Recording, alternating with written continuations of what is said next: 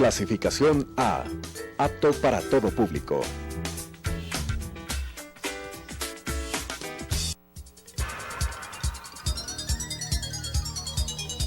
Las opiniones vertidas en este espacio por la producción y dirección del programa son de exclusiva responsabilidad de sus autores y de quienes intervienen en ellos.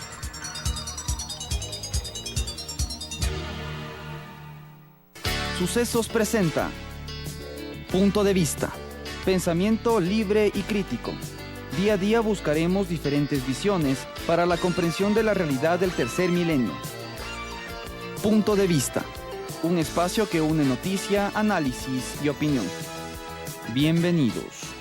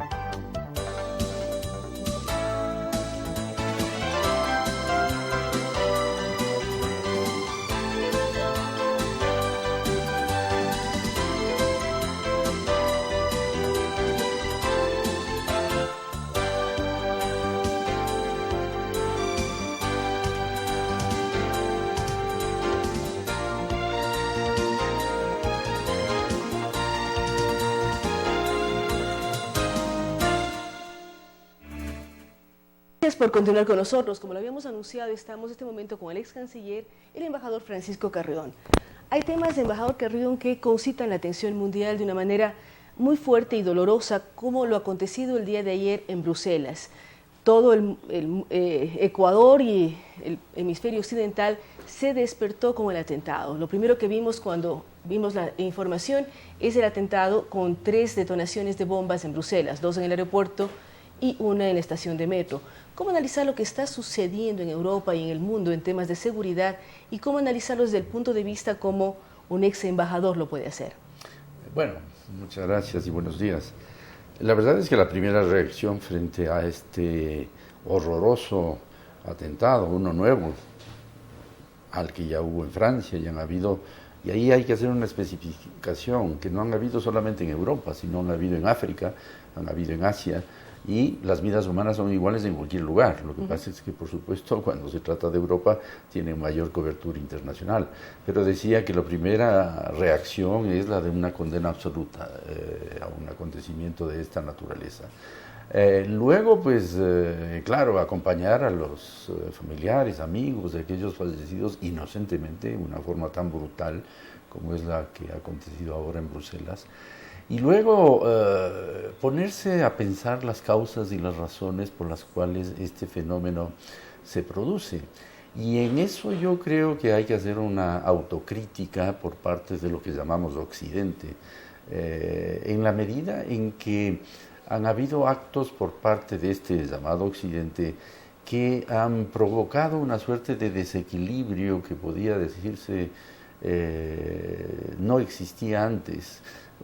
Antes probablemente había un equilibrio de terror, sí, pero que no generaba estas reacciones fanáticas que han llevado a lo que estamos viviendo ya en Occidente, y con esto estoy mencionando especialmente a Europa y Estados Unidos con las Torres Gemelas, y una autocrítica muy seria respecto de cómo se ha venido manejando esta relación, donde hay componentes que hacen muy difícil este análisis, puesto que se tiene presente o se debe tener presente aspectos religiosos, aspectos de valores culturales, aspectos económicos, sin duda, políticos igualmente, y de ese análisis sacar ciertas conclusiones que nos permitan explicar el porqué.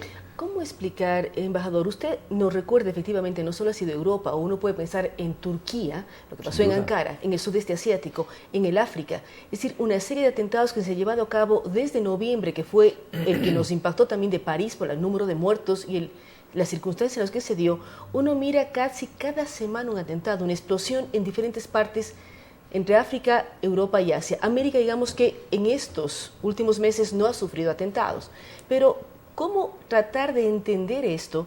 ¿Cómo evaluar, analizar y cómo también buscar un mundo menos inseguro? Porque ahora quienes viajan están preocupados. A cualquier parte del mundo no hay lugar seguro. Claro. Bueno, como les decía, el análisis exigiría mucho más que una conversación tan grata como esta en televisión, porque hay todos estos factores a los que yo me refería. Y hay factores pues, de carácter geoestratégico que también están involucrados. Piense usted, le doy solamente un elemento, la invasión de Estados Unidos y sus aliados a Irak para acabar con el régimen de Hussein. No lo digo yo, lo dicen altos representantes de la derecha del Partido Republicano en Estados Unidos. El motivo no fue la democracia, no fueron los derechos humanos en Irak, fue una sola palabra, petróleo. Lo que les movió a esa invasión fue el petróleo. Entonces, yo no creo que tuvieron en cuenta todas las implicaciones que una acción de esa naturaleza podían tener en el futuro. Y entonces se ha producido ahí, junto con Siria, y por supuesto el impacto en Turquía y de Turquía, pues de Europa Occidental, una cadena de hechos que han llevado a esta situación de violencia irracional. No es que yo esté de ninguna manera explicando, peor aún justificando actividades de esta naturaleza, no, sino que sí hay que hacer una autocrítica y entonces considerar cómo, por ejemplo, esa aspiración o ambición de petróleo por parte de Estados Unidos y Europa en Irak llevó a una guerra que fue condenada o no aprobada por las Naciones Unidas. Es así, una guerra, llamémosle, ilegal, porque fue pasándose por encima del Consejo de Seguridad de Naciones Unidas, la que llevó el señor Bush, hijo, acompañado de algunos otros países que hicieron el papel lamentable de comparsas, para romper el régimen internacional y romper, lamentablemente, el esquema que tanto ha costado construir como es el de Naciones Unidas. Pero también romper una cuestión que uno puede decir es una tensa calma y genera problemas. Usted mencionó Siria también, y también otro factor que a veces dejamos de mirar son los refugiados que están ingresando a Europa. ¿Qué hace Europa cuando diariamente cientos de personas quieren ingresar a Europa? Sea vía Turquía, vía Grecia, vía Italia, que además genera presiones, más aún ahora, porque luego de los atentados, ¿quién tiene aspecto árabe, por decirlo así, o ciertas características fisonómicas, genera ya rechazo en Europa? Sin duda. Cuando hay cientos de personas que están pugnando para entrar, para salvar sus vidas. No es nada simple. Pero veamos el porqué de todo esto. Esto desencadenó, y a eso iba, la creación de una suerte de Estado Islámico, mal llamado Estado Islámico, porque Estado implica territorio, población, soberanía y todo lo demás, y eso, este Estado Islámico, que equivocadamente se le conoce como Estado, es simplemente un movimiento terrorista llamado Daesh, que es el que creció en esos espacios en que ya Irak, Siria, dejaron de ejercer y de tener soberanía.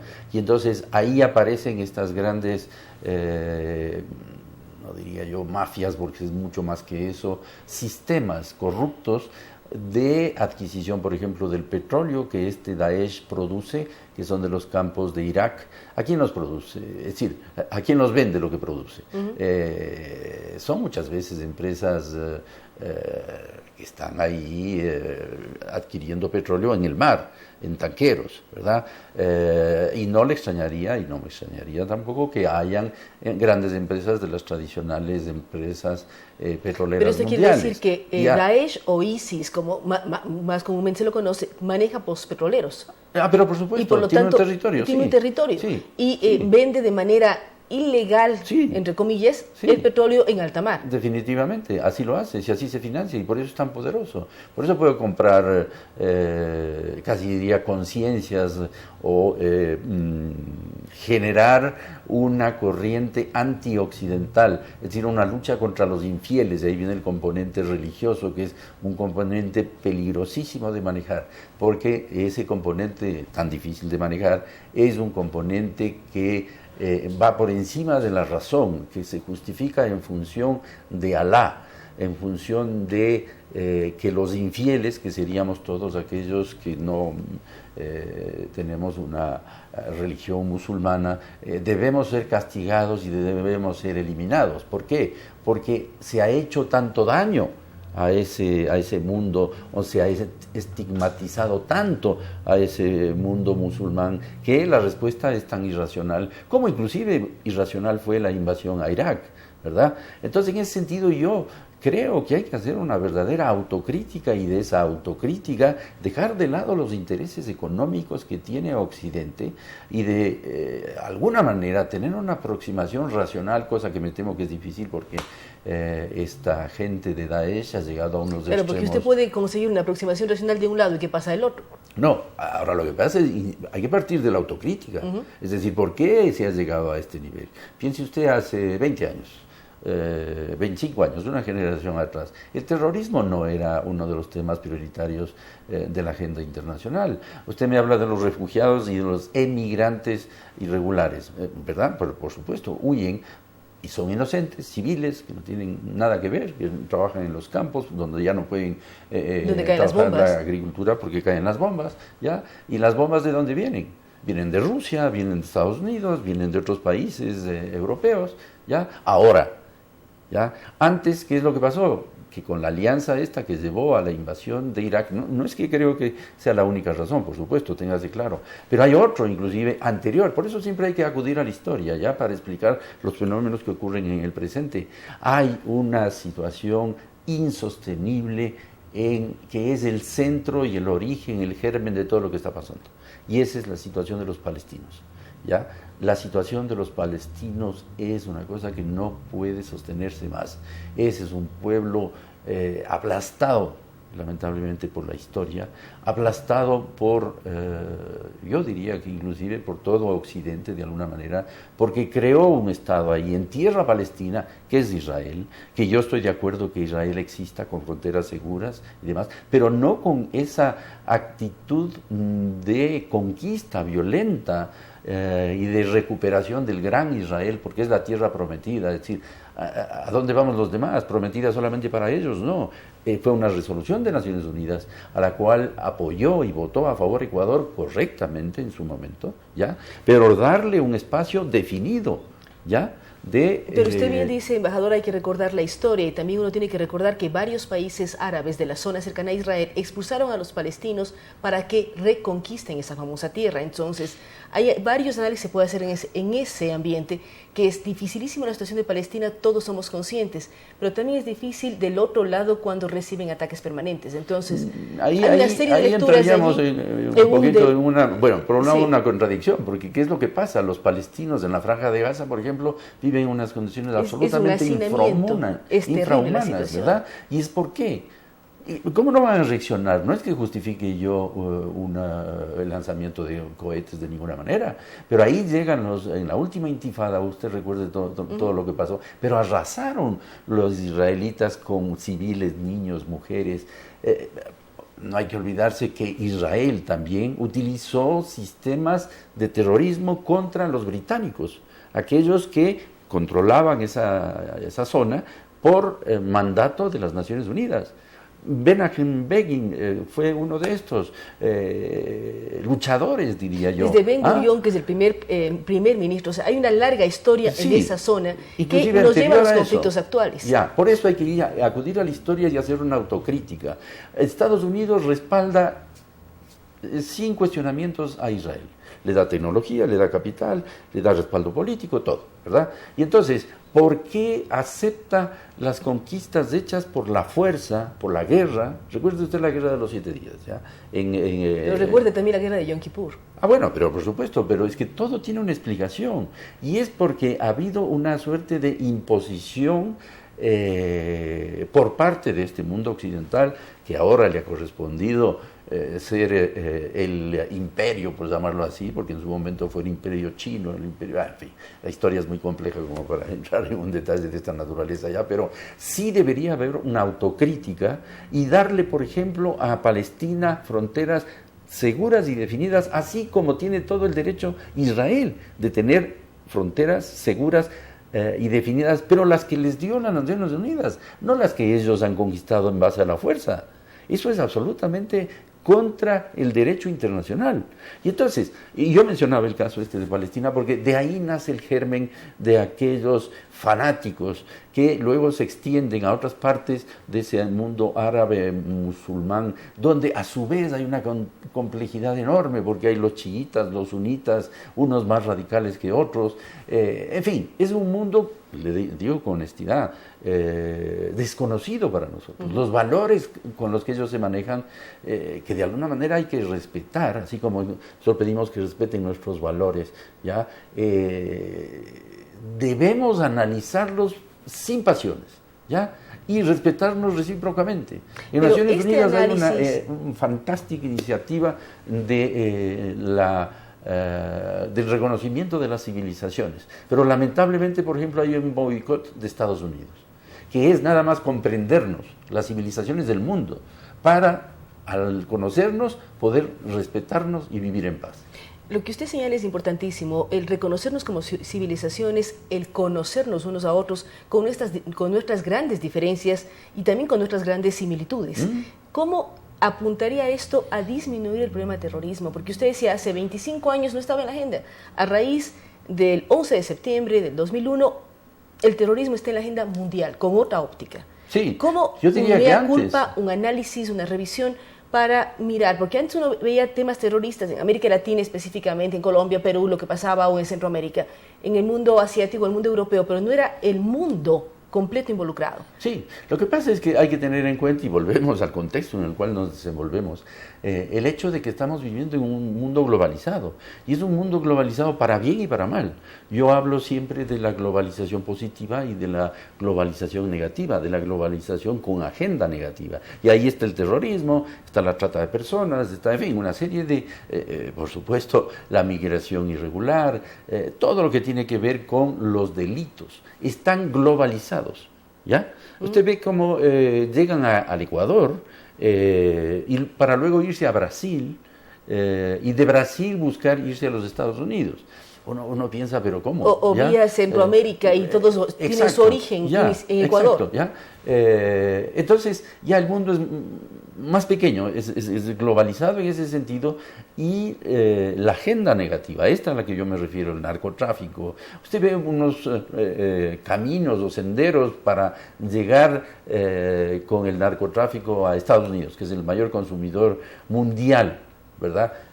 Por su dimensión y por sus recursos económicos, que dan vueltas al mundo entero para llegar allá, ¿ya? Y eso no importa, porque los beneficios son tan grandes de la venta que tienen y que hacen en las calles de Nueva York, de Chicago, en fin, que pueden darse esas vueltas para despistar. Finalmente, en el caso, por ejemplo, del narcotráfico, que es un fenómeno globalizado negativo, termina siendo, entre comillas, aprovechado por los propios Estados Unidos, porque son los mayores consumidores de este producto. Si no hubieran consumidores, no hubiera producción, ¿ya? Ahora, acompañado a eso, que es un fenómeno complejo y no es el tiempo, creo yo, de analizar ahora, es el de los recursos económicos que esos generan y a dónde van a parar esos recursos económicos.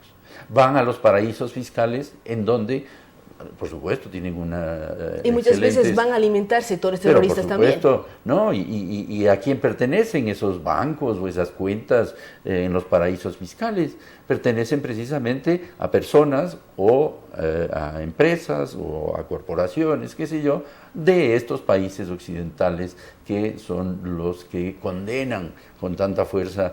De lo contrario, y volviendo al tema central de esta conversación tan grata, es ¿dónde va el dinero de la venta del petróleo? De Daesh, que vende el petróleo ahí en alta mar. Eso se vende a alguien paga, alguien deposita en un banco, en fin, entran al circuito financiero mundial, ¿verdad? ¿Dónde están esas grandes corporaciones capaces de manejar esas enormes cantidades de dinero? Están en Occidente y en China ahora, ¿verdad? Porque China se ha vuelto, pues claro, un gran país. Y por supuesto en Rusia, ¿ya? Entonces, como digo e insisto, para enfrentar esto, lo primero que se necesita ahora es un verdadero análisis autocrítico. ¿En qué hemos fallado? ¿Qué podemos hacer sobre lo que debemos primero reconocer que hemos fallado? ¿Ya? No es simplemente reprimir o inteligencia, por supuesto, todo eso es muy importante y debe hacerse, pero para querer terminar definitivamente, porque usted mata a un musulmán, un yihadista radical, o lo apresa como pasó vísperas mata del uno atentado, y salen 3 o 4 hijos que ha tenido y los 4 van a ser igualmente yihadistas y esto va a ser un sinfín de violencia. Entonces hay que detenerse, hay que hacer esta autocrítica y hay que buscar una solución, pero teniendo en cuenta también los errores que Occidente ha cometido. Gracias al embajador Francisco Carrión. Él ha dado su criterio. Él dice hay que analizar profundamente qué está pasando, hacer un acto de análisis en qué el Occidente tiene culpa o no tiene culpa para revisar a futuro cómo tratar estos temas. Son temas que involucran absolutamente al mundo, a todo este mundo globalizado que él señalaba, para bien o para mal. Hay cosas muy buenas en la globalización y hay cosas muy complejas de entender y comprender, no tan beneficiosas en la globalización. Nuevamente, gracias al embajador Francisco Carrión. Vamos a una pausa, luego de la cual estaremos dialogando con el señor Alonso, quien representa y es vocero del DMQ, Juan Pablo Alonso.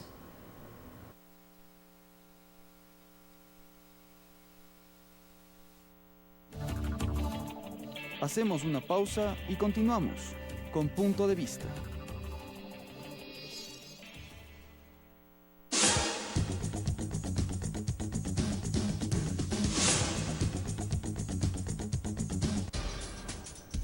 Telesucesos es un canal de televisión comprometido por entero a la noble tarea de comunicar con responsabilidad. Somos un medio de comunicación que educa, informa y entretiene con una probada ética profesional.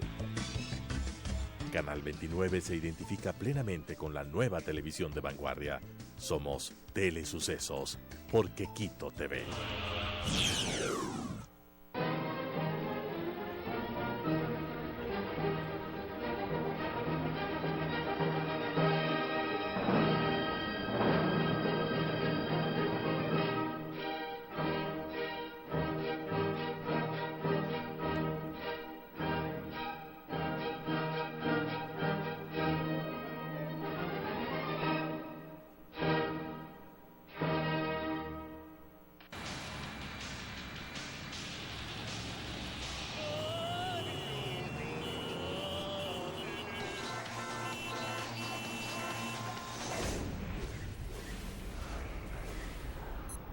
Tómelo con calma.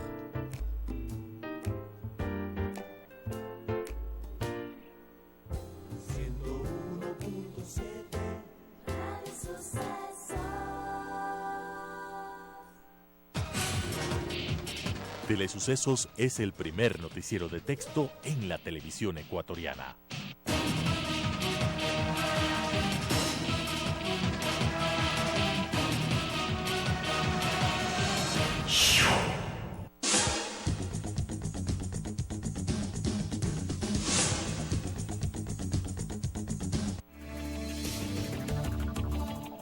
Con estas ideas y opiniones, regresamos con Punto de Vista.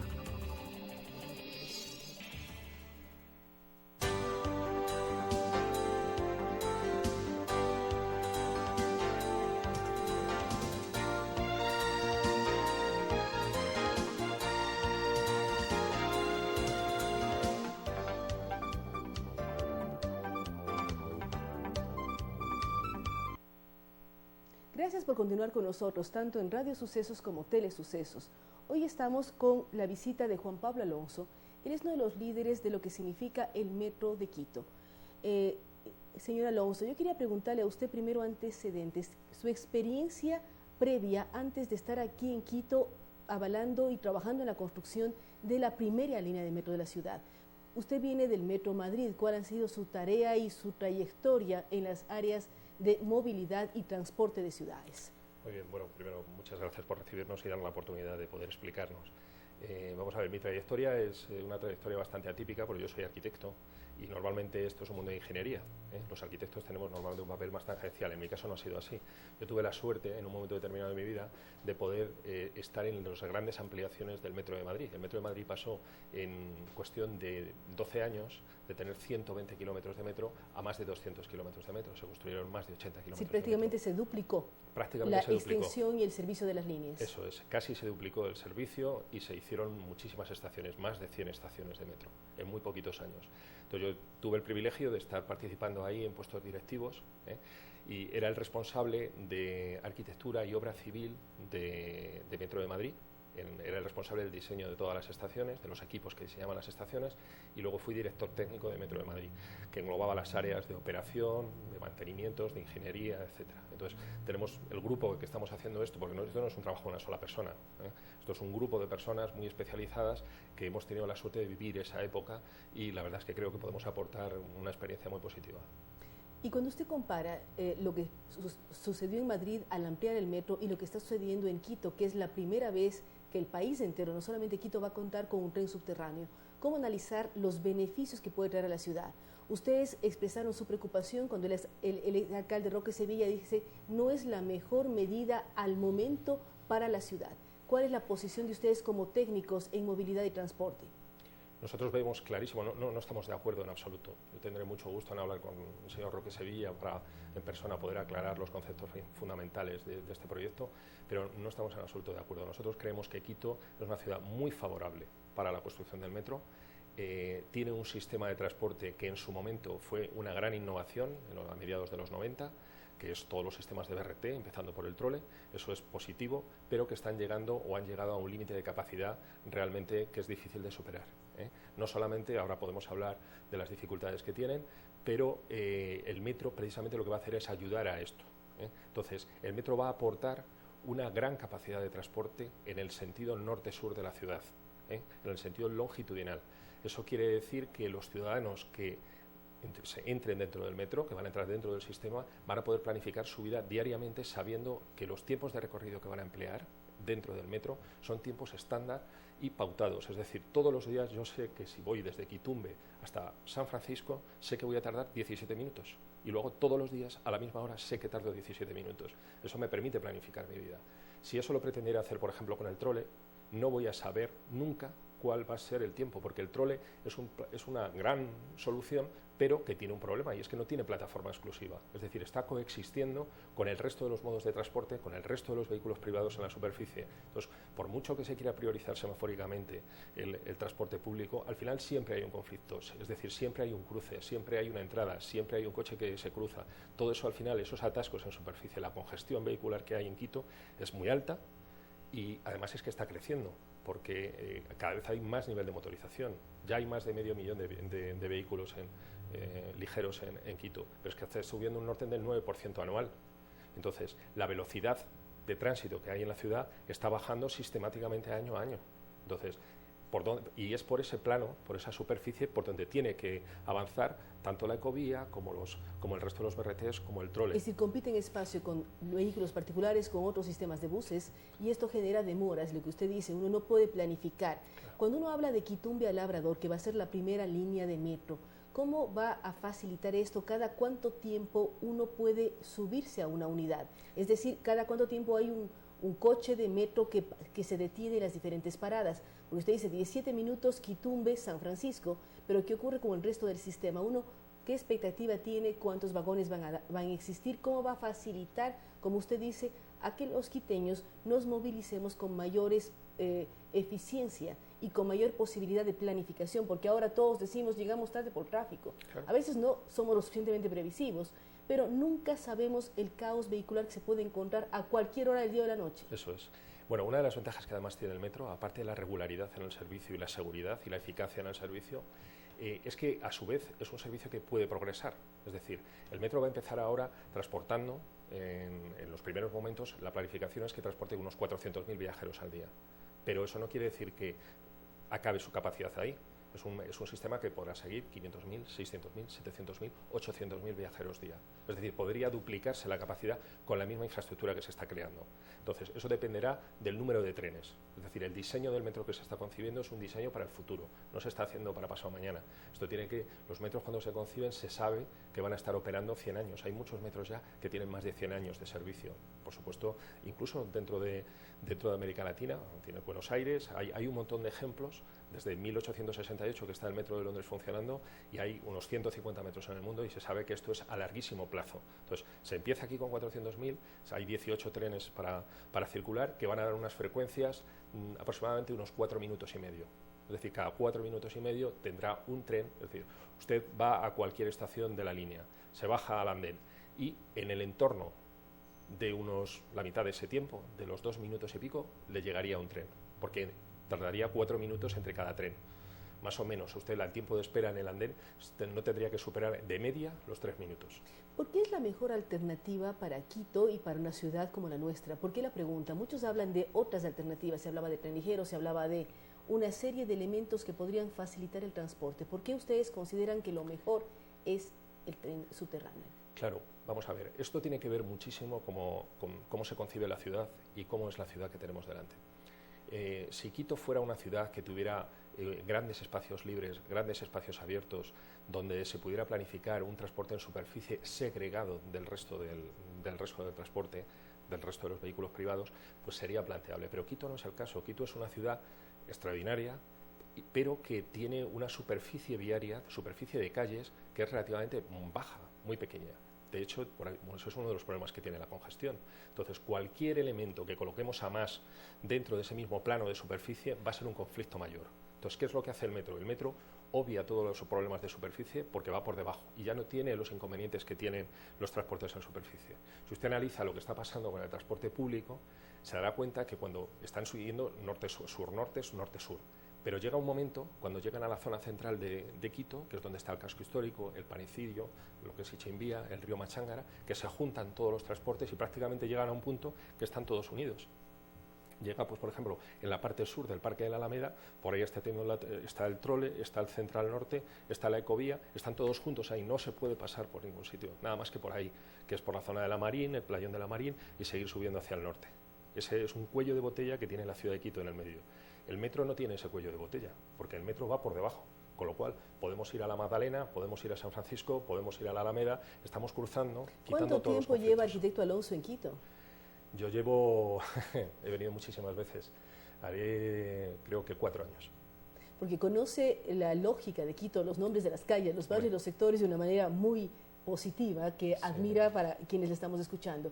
Ahora, usted dice, esta es una alternativa importante porque evita que se den los nudos de congestión como el del playón de la Marín, porque al centro todo confluye y se genera los problemas de congestión. Claro. ¿Cómo además de que se genere o se construye el metro, se va a ordenar la otra parte de transportación? Porque ya se convertirían en alimentadores al sistema del metro. Claro. ¿Cómo trabajar en ello y cómo además generar el hábito en quienes vivimos en Quito de usar transporte público y dejar los coches particulares en las casas? Bueno, vamos a ver. Como decía antes, aquí lo fundamental es construir el sistema integrado. Es decir, lo que pasa es que la columna vertebral del sistema integrado tiene que ser el metro. El metro es lo que va a permitir quitarle presión al resto del sistema de transporte, porque claro, ahora mismo no se le puede pedir más al trole, no se le puede pedir más al suroccidental, es decir, están en unos límites de capacidad. Las propias estaciones terminales, cualquiera que vaya a la estación del Recreo se da cuenta que es que allí prácticamente no cabe nada más. En la hora punta, aquello es tremendo. Hay autobuses que están haciendo maniobras increíbles. O sea, lo que hace la empresa de pasajeros para poder operar esas líneas es sorprendente, que consigan operar las líneas con la presión que están teniendo. Entonces, la mejor forma de mejorar el sistema es introducir el metro precisamente para diversificar la demanda. Eso es una primera cosa, quitarle presión a los sistemas de corredores de alta capacidad. Luego, el sistema integrado, que eso lo está pilotando lógicamente el ayuntamiento, lo que hace es hacer que todo el conjunto del sistema sea coherente. y que además esté concebido con una lógica en la que no haya una competencia entre sistemas. No tiene ningún sentido que haya autobuses que se vayan adelantando unos a otros para coger más viajeros o menos. Eso es absurdo, completamente en un sistema eficiente. Lo que hay que hacer es que cada parte del sistema lo haga de la forma más eficiente posible. Entonces, los autobuses tienen que formar, los autobuses quiero decir alimentadores, que llamamos, son autobuses más ligeros, los autobuses de 18 metros, son los que, de 12 metros, son los que tienen que estar alimentando al resto de los sistemas de gran capacidad. Y sobre todo los que van de occidente a oriente. Claro, los transversales. Los transversales, que claro, ahí es el otro tema. Eso es. Entonces, al final, el metro es un eje en el centro, norte-sur. Y va a haber una serie de peines transversales, llamamos peines, es decir, unas líneas transversales que van a ir, bueno, pues va a ir por la Pont d'Ornyan, por la calle Javí, por Rodrigo de Chávez, por la 24 de Mayo, por la Colón, por todos los ejes, por Naciones Unidas, ejes transversales que van a hacer que los viajeros puedan confluir al metro, y entonces que tengan dos etapas. Una, voy por autobús si quiero, entro en el metro y me muevo muy rápidamente en el sentido norte-sur. Ese básicamente es el sistema. Eso tiene lógica. Hay que ordenar el transporte en superficie. No puede haber competencia entre sistemas. Entonces, esto que se dice, es que va a competir con el trole, es que no, en absoluto. Cada Pero uno tiene el trole su se va a mantener mientras el metro ya esté construido, porque la preocupación es que la ruta es la misma. O sea, va de Labrador hacia el sur de la ciudad, hacia Quitumbe. Bueno, eso lo tiene que estudiar realmente en planificación la Secretaría de Movilidad, lo que es el Ayuntamiento, tiene que tomar las decisiones de qué es lo que va a hacer con los sistemas de transporte potentes en la zona central. Parece lógico que hay una zona que ya va a estar servida por el metro que permitiría que ese servicio, en vez de darse en la zona centro con el trole, pudiera desplazarse hacia el norte y, por ejemplo, hacer que pudiéramos traer gente desde la zona norte, desde Calderón o desde donde decida el Ayuntamiento, que entren en el Labrador. Es que hay que darse cuenta que la primera operación que ha hecho el metro, ya sabe que se han construido 2 estaciones, una de ellas es la estación del Labrador. Y una parte importantísima de esa obra es hacer una gran estación de autobuses para que se puedan recibir todas las alimentaciones que vienen desde el norte. Que sea el centro de distribución hacia el metro y luego hacia los autobuses en las zonas más lejanas. ¿Qué ocurre con las 2 ciudades satélites, los valles? Ya sea San Rafael o Cumbayá o Puembo, todas las 2 ciudades que son las que traen a Quito muchísimos vehículos diariamente. Sí. Bueno, vamos a ver, eso también convendría que aclaráramos un poco las cifras, porque se dicen muchas cosas y son siempre ciertas en parte. Y me gustaría que centráramos un poco las ideas. Mire, Quito es una ciudad muy larga, muy estrecha, y que tiene un movimiento norte-sur muy acentuado. Entonces, en números redondos, porque no les quiero marear con cifras, yo le diría que si hay aproximadamente desde el sur del Panecillo, es decir, desde la zona del Calzado, Recreo, Solanda, Quitumbe, un poco más abajo de Quitumbe, aproximadamente podrá haber unos, vamos a poner 400.000 viajeros motorizados, es decir, viajes motorizados que van en vehículos, no livianos, sino también en autobuses, diariamente, que están intentando entrar en el hipercentro, ¿vale? Y del norte, desde la zona norte, desde Palmerón, desde Calderón, Comité del Pueblo, todo lo que es la mitad del mundo, están entrando, vamos a poner otro tanto igual, otros 400.000. Están intentando entrar en el centro y volver a salir. Ven, eso serían 800.000. ¿Cuánta gente está intentando entrar desde los valles? No están entrando 800.000, no. Estarán entrando en torno, a lo mejor, del 10%. Es decir, a lo mejor 70.000 o 80.000. Entonces, no es un problema de la misma magnitud. El problema realmente que tenemos que resolver, primero, como prioridad, porque los recursos son limitados, es el problema norte-sur de Quito. Luego, posteriormente, evidentemente, que el futuro de Quito pasa por hacer una buena conexión entre los valles y el centro. Y eso se ha hablado mucho. ¿Dónde llevarla? Hace ya muchos años ha habido antiguas alcaldías que estuvieron planificando esa posible conexión. Pero, como le digo, es una conexión muy importante de hacer, pero es de segundo nivel con relación al problema longitudinal norte-sur que tiene la ciudad. Estamos hablando de algo de 1 a 10. Lo más importante es conectar extremo sur y norte con el hipercentro, que usted habla de 400.000 personas que se movilizan hacia el hipercentro. Mientras tanto, de los valles, la comparación que usted hace sería un 10%, 80 o 100.000 personas que vienen de los valles a Quito. Sí. Ahora, tiempos. La preocupación también es, ya se están empezando a construir algunas estaciones. Los tiempos de la construcción, ¿qué problemas vamos a enfrentar mientras se da la solución mayor? Bueno, vamos a ver, la obra es una obra compleja, es una obra muy grande, es una obra como no se ha visto en Quito, Yo creo que es una obra que va a ser histórica, es impresionante. Nosotros, como decía al principio, hemos tenido la suerte de vivir varias obras de este calibre, pero realmente nos siguen asombrando la potencia de construcción que tienen, y las metodologías constructivas, las máquinas que se utilizan son absolutamente espectaculares. Pero a pesar de todo, eso lleva mucho tiempo. Entonces estamos hablando de que habrá 36 meses de obra, lo que está planificado, y luego 6 meses más en los que lo que se hace es una integración de los diferentes sistemas, porque por un lado se construye las obras civiles e instalaciones, y luego por otra parte hay que hacer integrar los trenes dentro y operar, digamos, comenzar la operación en pruebas durante otros 6 meses más, de forma que en un plazo de unos 42 meses se pueda tener la línea en servicio, lo cual sería desde luego un hito. O sea, sería importantísimo. Eso va a ser aproximadamente lo que va a pasar en los próximos años. La reestructuración del sistema de transporte se tiene que hacer de forma paulatina, y eso lo está pilotando el ayuntamiento. Digamos que no es Metro de Quito quien hace la reestructuración del sistema. No, y vemos como el municipio está haciendo los intercambiadores, precisamente acá muy cerca, Eloy Alfaro y Granados, está generando otras alternativas para que la movilidad se vaya solucionando. Claro. ¿Qué más quiere añadir, arquitecto, que otras novedades frente al metro? Porque es una obra, como usted dice, que nunca se ha visto en Quito, y yo diría nunca se ha visto en el país de este tamaño, sí, dentro de una ciudad. Sí. ¿Cómo mirarla, cómo apreciarla y cómo aprender a vivir con la obra y esperar la solución? Porque esa es la problemática que va a vivir Quito. Claro, claro. Ahora yo lo que aprovecharía, por favor, es para pedir a los ciudadanos que analicen lo que se está haciendo desde una perspectiva muy positiva. Es decir, nosotros creo que podemos recibir críticas siempre que sean críticas constructivas, y eso significa que tienen que ser razonadas y que se pueda debatir cuando se nos hace una crítica y que podamos hablar sobre ella. ¿Bien? Y luego, por otra parte, pedirles que soporten las molestias que inevitablemente se van a generar con las obras, y que piensen que esto va a ser temporal, que vamos a procurar que los sistemas constructivos que se están utilizando sean lo menos agresivos posibles y lo menos molestos posibles para el tráfico, pero va a haber molestias de tráfico y tenemos que soportarlas todos, porque realmente luego va a haber un bien mayor que va a estar operando durante muchísimos años. Entonces vamos a tener molestias en la calle Amazonas durante unos meses, pero luego vamos a tener una estación en la calle Amazonas que me va a permitir a mí, a mis hijos y a mis nietos moverme por la ciudad con velocidad y con eficacia. Entonces eso es muy importante. Entonces, por favor, cuando se estén en un atasco en un momento determinado y nosotros estemos interfiriendo en las obras y estemos afectándoles negativamente en su día a día, por favor que comprendan que se está haciendo para luego poder resolver el problema general. Muchísimas gracias, gracias al arquitecto Alonso y a ustedes que nos han acompañado. Él es muy claro al hablar como gerente del GMQ de las posibilidades que va a ofrecer el metro para Quito. Una obra grande que por grande también es criticada por unos y alabada por otros, pero que esperamos que nos dé muy buenas alternativas de movilidad para quienes vivimos en la ciudad capital, una ciudad hermosa que es parte de lo que significa los tesoros de UNESCO, como centro histórico, como ciudad patrimonial del mundo entero, y hay que buscar formas para que esta ciudad tenga una mejor movilidad. Nuevamente gracias al arquitecto Juan Pablo Alonso.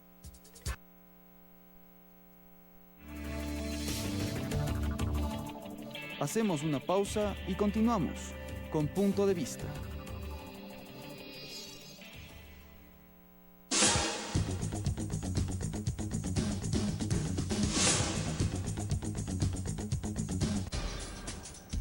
Telesucesos es un canal de televisión comprometido por entero a la noble tarea de comunicar con responsabilidad.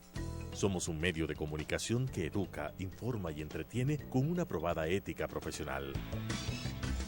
Canal 29 se identifica plenamente con la nueva televisión de vanguardia. Somos Telesucesos, porque Quito te ve.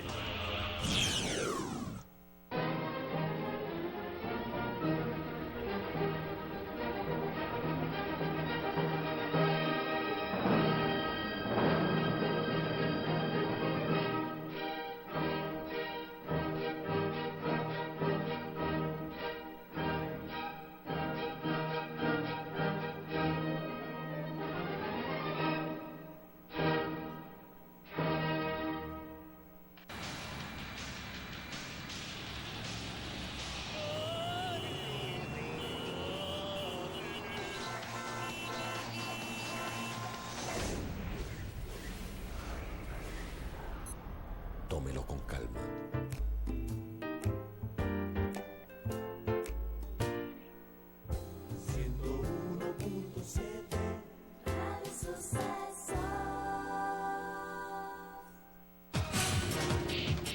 Telesucesos es el primer noticiero de texto en la televisión ecuatoriana.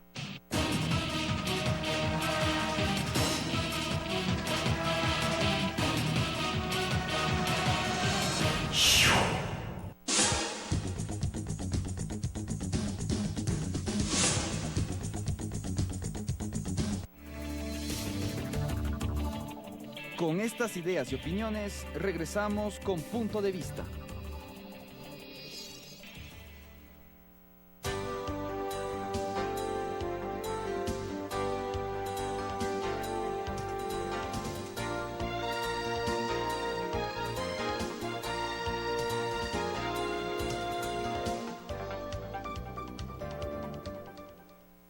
Gracias por continuar con nosotros. En este momento queremos dar la bienvenida al padre Roberto Fernández, con el que queremos hablar sobre la importancia de Semana Santa, la Pascua. ¿Cómo se planifica desde la Iglesia, padre Roberto, estas fechas? Fuera de micrófono usted decía, la Pascua de Resurrección va en torno al plenilunio. ¿Cómo lograr entender? Yo le decía que existe una fecha en la que todos recordamos el nacimiento del niño Jesús, que es el 25 de diciembre, pero cuando hablamos de Pascua de Resurrección es una fecha que se mueve cada año. Bueno, la fecha se fija en el calendario lunar en el primer domingo después del plenilunio del equinoccio de primavera en el hemisferio norte. Así dicho tan rápido, pues suena como muy compactada la información, ¿no? Pero quiere decir en el fondo que si la primavera empieza el 21 de marzo, entonces la Pascua se calcula después del 21 de marzo, la primera luna llena, y después de esa luna llena, el primer domingo. Esa es la Pascua. Por eso unas veces nos cae en marzo, otras veces nos cae en abril.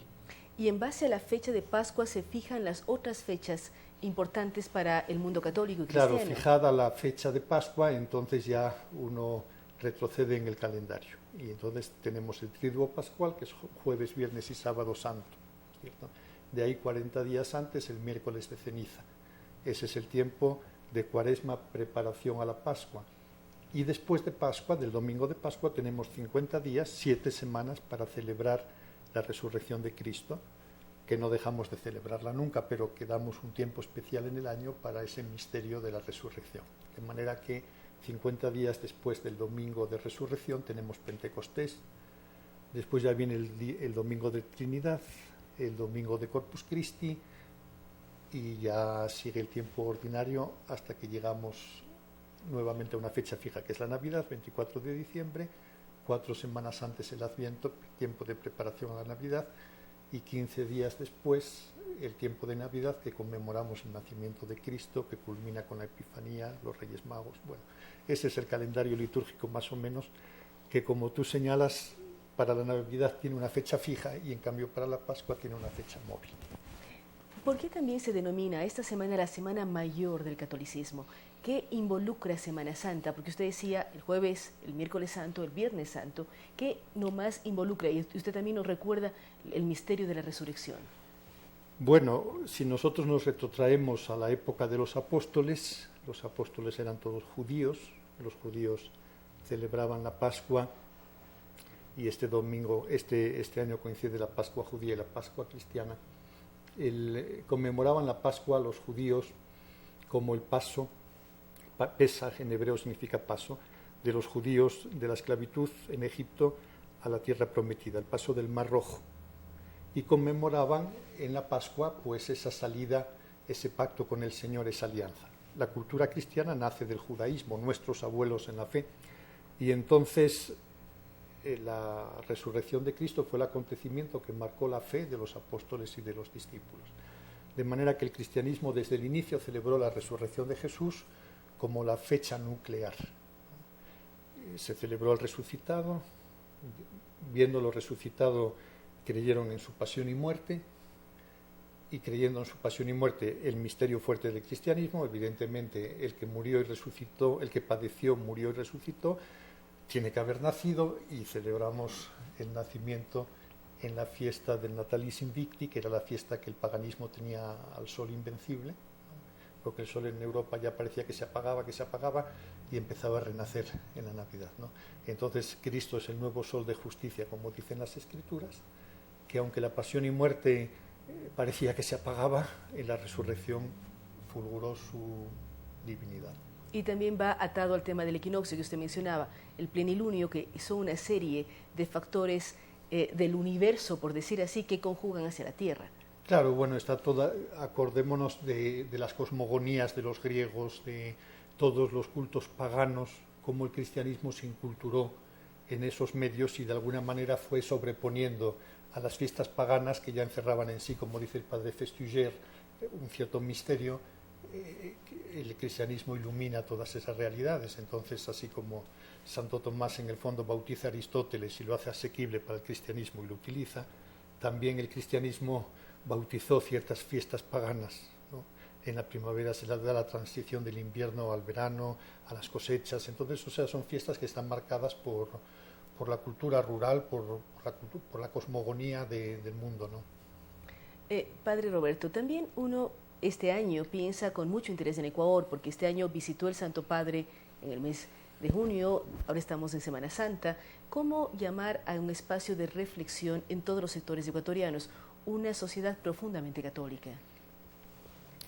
Bueno, el catolicismo ecuatoriano, como el catolicismo no es una cosa estática, ¿no? Es una cosa en movimiento. En ese péndulo de la historia en el que vivimos todos, hay épocas, diría, que tienen un acento más marcadamente religioso y otras épocas que son como más anodinas o más neutrales, ¿no? Nosotros somos conscientes en el Ecuador de que el cristianismo está en las raíces, ¿no?, de la nacionalidad, pero convivimos también con otros puntos de vista, con otros modos de vivir. Católico significa en griego universal, y nosotros somos conscientes como católicos de que la universalidad de la Iglesia no es solo geográfica, que esté en los 5 continentes, que esté en muchas naciones, que esté en el pueblito más recóndito y en la metrópoli más habitada. Es universalidad también existencial. Vamos a los pobres, pero no nos olvidamos de los ricos. Estamos en las universidades, pero también en las escuelitas. Estamos en las selvas más profundas y estamos también en ciudades ultramodernas, ¿no?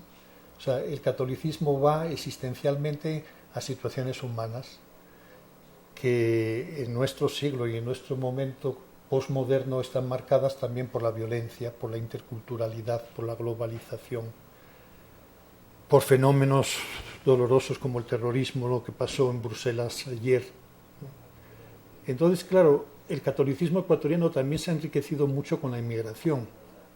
Los católicos ecuatorianos que han ido a países como España, Italia, contribuyen allí también a una renovación del catolicismo. Y a la inversa, aquí diríamos, se vive el calendario litúrgico a lo mejor con menos intensidad que antes. Antes la Semana Santa paralizaba las ciudades, todo el mundo estaba en torno a los misterios de la fe. Ahora las playas están llenas. Y el partido de las elecciones en Jueves Santo. Son fenómenos culturales, ¿no es cierto? Pero el cristianismo ha encontrado siempre, o sea, si fue capaz, diría yo, de sobrevivir al paganismo romano, clasicista, si ha tenido la revolución que fue la invasión de los bárbaros en Europa, que arrasó con la cultura grecolatina, si ha superado lo que significó la Revolución Francesa en términos reales, de pérdida de iglesias, de conventos, de comunidades. O sea, el cristianismo siempre ha estado, diría yo, en un equilibrio entre la paz y la guerra, entendido la guerra en el sentido de la violencia que el ser humano se tiene que hacer para vencerse a sí mismo, ¿no? Hay mucha gente que por convicción en Semana Santa no pisa una playa porque quiere celebrar los misterios de la fe en su iglesia, en su parroquia, en su comunidad. Y hay también, al mismo tiempo, gente que va a la playa y que no deja por eso de ser católica, porque busca allí una iglesita, celebra los misterios, reza, ¿no? ¿Y por qué va a la playa entonces? Porque es su circunstancia familiar, ¿no? Porque también en la playa mucha gente vive de lo que los turistas dejan esos días de Semana Santa. O sea, yo creo que hay que ver la síntesis global, en donde, desde el ángulo de la historia en donde nos toca vivir, hay que desarrollarse escenarios de humanidad, ¿no? Y en esos escenarios de humanidad que usted habla, de la universalización del cristianismo, ¿cómo vivir ustedes como iglesia, ustedes dominicano, cómo la viven internamente esta época? Esta época en donde decíamos la Semana Mayor, la Pascua de Resurrección, en donde cifra su base en aquello que tiene que ver con pasión, muerte y resurrección, toda la fe cristiana y la fe católica. Bueno, nosotros como dominicos somos predicadores, ¿no? Santo Domingo fundó una orden de predicadores con una formación universitaria, con un afán misionero, pero también con un propósito de instalarse en ciudades que son centros de humanidad, de relaciones, de estudio, para llevar la luz de la fe o vivirla, ¿no? Santo Domingo decía, predican con la palabra, pero antes que la palabra está el ejemplo, está la autenticidad de vida, que no es exclusiva de los dominicos, eso lo vivimos todos los cristianos, ¿no? En esta época de una doble moral, de una doble conducta, ir hacia la autenticidad. Los dominicos celebramos este año 800 años de fundación. Estamos en los 5 continentes y allí donde estamos, ¿qué buscamos? El estudio, la predicación, ¿no? Como dice nuestro superior actual, el padre Cadoré, que es un francés médico pediatra, dice ser amigos de Dios y amigos de la gente, ser en el mundo como referentes de que hay una vida trascendental que va más allá y que empata, porque la gracia no destruye la naturaleza, según decía Santo Tomás, nuestro hermano dominico del siglo XIII, no destruye la naturaleza, sino que la perfecciona. De manera que un creyente, con su fe cristiana, nunca va a ir en contra de sus valores humanos, sino que más bien esa fe cristiana puede potenciarlos. Usted habla de predicar, de vivir de manera personal, pero también predicar con ejemplo, predicar con los conocimientos de fe que ustedes tienen en el caso de ser un sacerdote. ¿Qué mensaje quisiera dejar a nuestros oyentes y televidentes en este miércoles santo? Un periodo de reflexión, un periodo de cómo mirarnos más hacia adentro para saber cómo nos podemos proyectar hacia afuera. Porque usted dice, no está bien una doble moral, pero cómo hacer un análisis interior para saber hacia dónde queremos ir.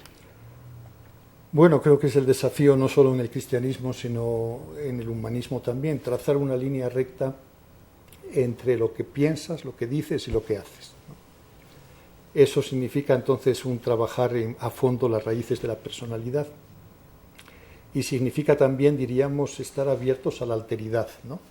Porque como decía Martin Buber, el ser humano no puede prescindir de una relación yo-tú, y en ese diálogo, en el cristianismo vemos ese diálogo al interior de la Trinidad, Padre, Hijo y Espíritu Santo. Dios pudo quedarse solo, pero 3 personas, ¿no? Y después pudo quedarse encerrado en esa Trinidad y creó el mundo como un espacio de diálogo, y eso son las religiones, una relación yo-tú entre Dios y el hombre. Y cómo el hombre logra, diríamos, esa luz y ese camino, pues es un proceso, diría yo, personal. Rahner escribió un libro, El oyente de la palabra. Siempre los cristianos estamos a la escucha, no solo los cristianos, los musulmanes, los judíos, las religiones que llamamos de libro, escuchamos la palabra de Dios que tenemos en un texto, pero tenemos también una mirada sobre la realidad, ¿no? Bonhoeffer, el teólogo protestante, decía que la religión verdadera no puede ser un estado psicológico de la persona, tiene que ser algo más, tiene que haber objetivamente una realidad que llamamos Dios con la que yo me puedo relacionar. Y decía también que no hay religión sin sacrificio. Bueno, tampoco hay amor sin sacrificio. O sea, todas las cosas auténticas implican un precio, ¿no? Nos gusta lo bonito, que suele ser caro. No necesariamente, decía Machado, hay que confundir valor y precio, ¿no? Pero muchas veces lo que nos gusta cuesta, ¿no? Y existencialmente yo creo que el cristiano está llamado, o la persona religiosa en general, a dar testimonio de que la relación con Dios es posible y que esa relación ilumina la vida. Cada año, pues, esa metodología de que el año reproduce los misterios de la fe en el calendario cristiano es la pedagogía del maestro que repite y repite y repite. Un predicador no es que repite toda su vida 2 o 3 sermones, oye la palabra, la aplica a la realidad, encuentra motivos, diríamos, para empujar hacia adelante, dejar que el pasado pase, ¿no? Nuestro superior nos decía que no tenemos que predicar como hace 40 años, porque la gente de hoy no es la de hace 40 años, la gente de hoy es la gente de hoy y el mensaje tiene que ser para hoy, ¿no? Y esa gente que recibe el mensaje, ¿cómo debe mirar estas fechas? ¿Cómo debe reflexionar? Porque usted decía, nos pone varios ejemplos de teólogos, de pedagogos que aplican y analizan la fe. Bueno, a ver, a mí en la predicación me gusta ser más teólogo que moralista. o si queremos más dogmático, no en el sentido de dogmatismo irracional, sino dogmático como proclamación de unas verdades, que moralista en el sentido de que tienes que levantarte a las 8:30 si quieres ir a misa 9. O sea, ¿yo qué digo?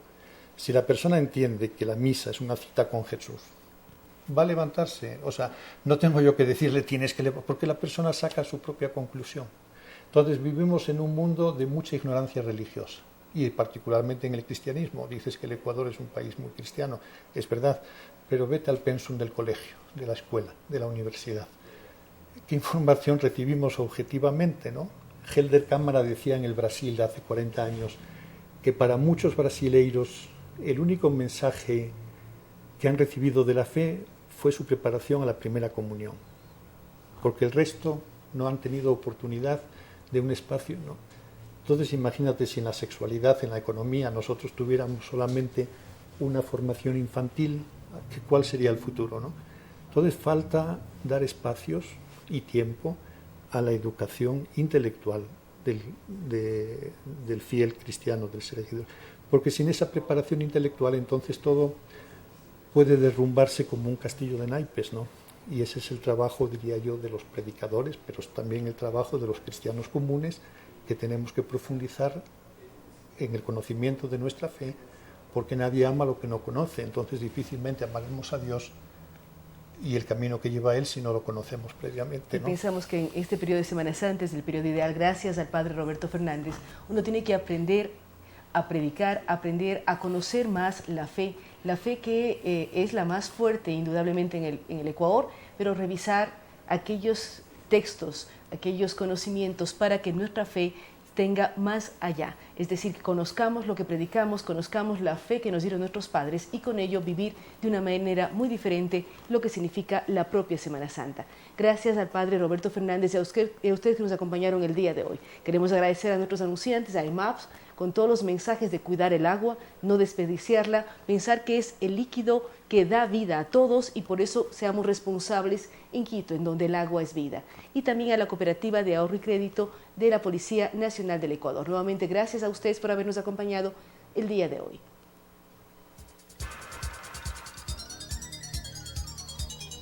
Las opiniones vertidas en este espacio por la producción y dirección del programa son de exclusiva responsabilidad de sus autores y de quienes intervienen en ellos.